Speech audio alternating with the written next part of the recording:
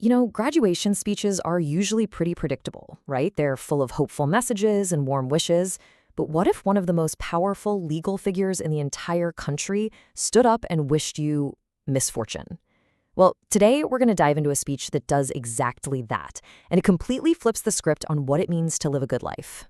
So imagine you are there, sitting in your cap and gown, ready for all the congratulations, and then you hear this from U.S. Supreme Court Chief Justice John Roberts. "I will not wish you good luck." Whoa, talk about a record scratch moment. It's jarring, it's confusing, and it immediately makes you ask one simple question. And that's the heart of what we're exploring today. This isn't about being negative or cynical, not at all. It's about a much deeper, more resilient kind of wisdom. Roberts is making a powerful point that real, meaningful growth doesn't come from an easy, lucky life. It comes from facing the very challenges we all try so hard to avoid. Okay, so let's break down these strange wishes he makes. Each one is kind of a paradox. On the surface, they sound just awful, but hiding underneath each one is a wish for you to learn a crucial lesson, a lesson you can really only get through first-hand experience. His first wish is a real head-scratcher. "I hope you will be treated unfairly." I mean, who would ever hope for that? It sounds terrible. But Roberts has a very specific and very powerful reason for saying it. And here's the payoff. You can read about justice in a book, sure, but you will never truly grasp its importance until you've felt the sting of its absence. It's that personal experience of injustice that lights a fire in you to actually fight for justice. Not just for yourself, but for everyone. Next up, he moves on to another one of life's most painful experiences: betrayal. Ugh, this one cuts deep, It's the kind of hurt that can stick with you for years. So why on earth would he wish that upon anyone? Well, it's the same logic. Just like with justice, that sharp, awful pain of betrayal teaches you an unforgettable lesson. In that moment, you learn the true weight and the real value of loyalty. It helps you understand what it means to be a trustworthy person and why it's so incredibly important to have loyal people in your corner. This next wish feels a little quieter, but it is just as profound: loneliness. It's something we've all felt, and we usually see it as something to be fixed or even be ashamed of. But Roberts, he sees a hidden gift inside of it. Because it's in those moments of solitude, in that quiet ache, that you realize how precious human connection really is. Loneliness teaches you the immense value of your friends in a way that nothing else can. It helps you see them not as just a part of your life, but as a true gift. So from here, Roberts' wishes kind of start to zoom out. He moves from lessons about specific virtues to these broader lessons about our entire perspective on life, about things like humility, empathy, and how we deal with both success and failure.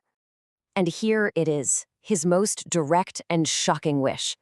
He doesn't just wish for the things that cause bad luck. He wishes for bad luck itself. Why? Because it is the ultimate teacher of humility.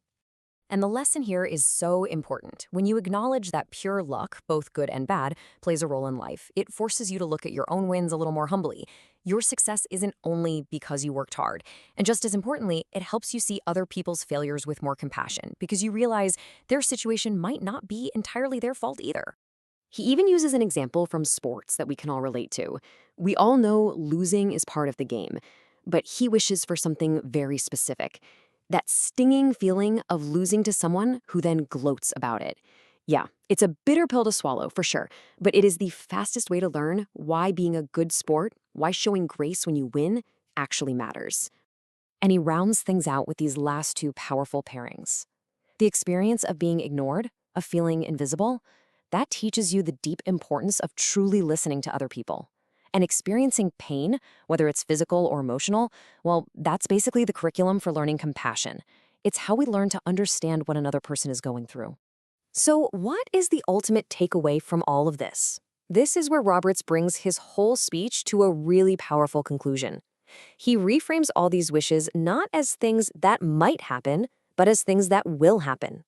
And this, right here, is the key shift in the whole speech. He basically says, look, whether I wish these things for you or not, they're going to happen.